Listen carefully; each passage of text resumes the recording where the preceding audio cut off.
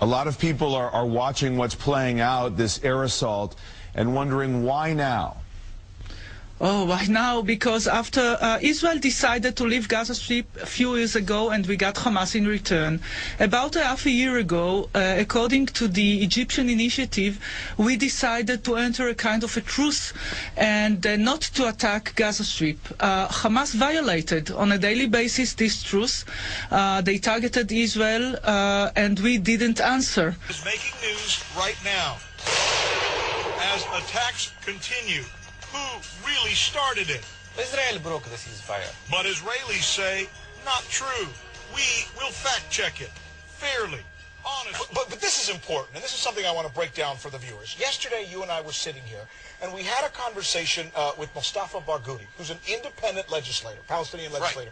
Right. And he said that most news organizations have ignored the possibility that the people who actually broke the ceasefire was not the Palestinians or not Hamas in Gaza. What he said was, in fact, I think we've got that. Dan, play this, and then we'll give you some more information on it. Let's go ahead and go to that.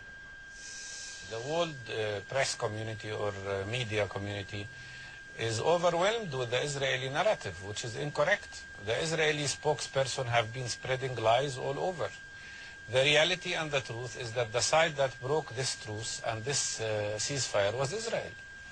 2 months before it ended, Israel started attacking Rafah, and never lifted the blockade on Gaza. Gaza remained without fuel, without electricity, without bread, without medications, without any medical equipment for people who were dying in Gaza. 262 people died, sick people, because of an access to medical care. So Israel broke the ceasefire. And you know what we did? I've checked with some of the folks here at our international desk, and I went to them and asked, what was he talking about, and do we have any information on that? Which they confirmed 2 months ago. This is back in November. There was an attack. It was an Israeli raid that took out 6 people. Now, let me refer you. It's not just us. We checked in other periodicals. Johnny, go over my shoulder if you can. Here we go. The 6-month ceasefire started coming apart at the beginning of November after Israeli commandos killed a team of Hamas fighters during a raid on a tunnel they suspected was being dug for kidnapping of Israeli soldiers. That raid set off more Palestinian rocketing. That's U.S. News and World Report. I got another one for you, I believe, here. Okay, this is The Guardian. Questionable, but nonetheless. A 4-month ceasefire between Israel and Palestinian militants in Gaza was in jeopardy today. This was actually reported when it happened after Israeli troops killed 6 gunmen in a raid in the territory. That's important to report. And here we go as well from theeconomist.com. And the point of contention here is this one. Johnny, one more. The last straw came in November when Israelis killed 6 gunmen, it said, were digging tunnels to launch a raid onto Israel, spurring Hamas to respond with a barrage of rockets. So the question is to who started this. And we've been hearing that the Israelis say they had to do this because suddenly the ceasefire had been broken in Gaza by the Hamas and the Palestinians. Is this now a little more in question? You know, that is absolutely true. The Bush administration has been supportive of the campaign so far in Gaza, but has warned Israel about avoiding civilian casualties. What kinds of consultations have you had with Secretary of State Rice?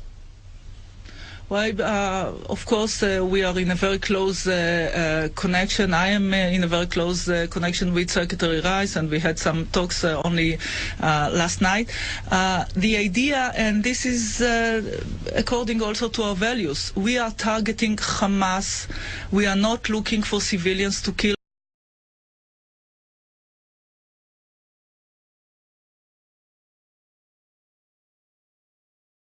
Can you give us the latest? Yesterday we spoke to you when news was just breaking about 2 schools hit by Israeli fire in Gaza. What do you understand at this point, Christopher Gunnis? Well, at the Jabalia school, we have done an initial investigation into what took place.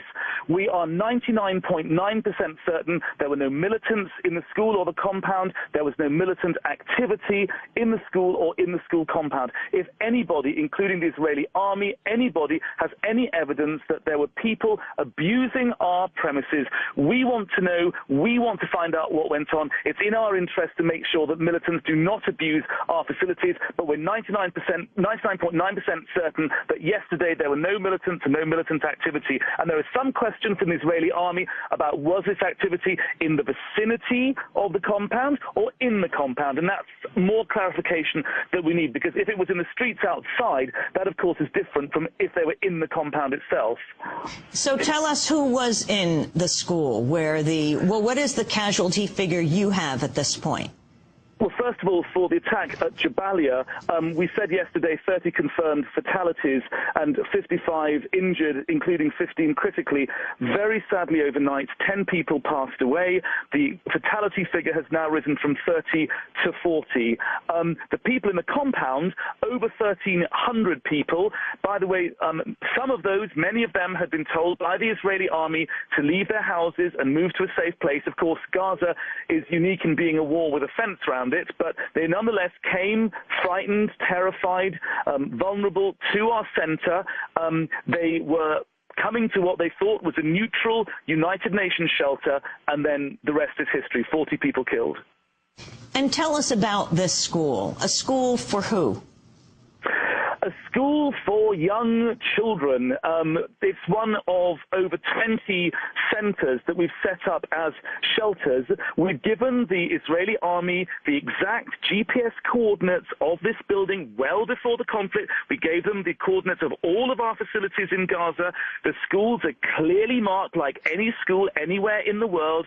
The famous blue UN colors, and in addition, a third source of where the school was and being clearly marked and all that, one assumes that when an army is doing house-to-house fighting in an area like this, it's got more detailed maps than anybody about which building is what. So, 3 sources, GPS coordinates, the fact that it was marked, and one assumes very accurate IDF maps to suggest that the IDF knew exactly what this building was.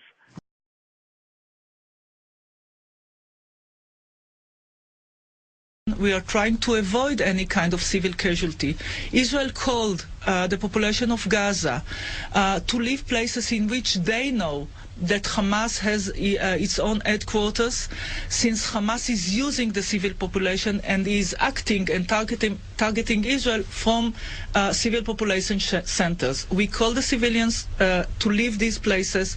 We are trying to make all the efforts in order to target only terrorists and Hamas headquarters and places. And what about the other school that we talked about yesterday? There were 2 different schools.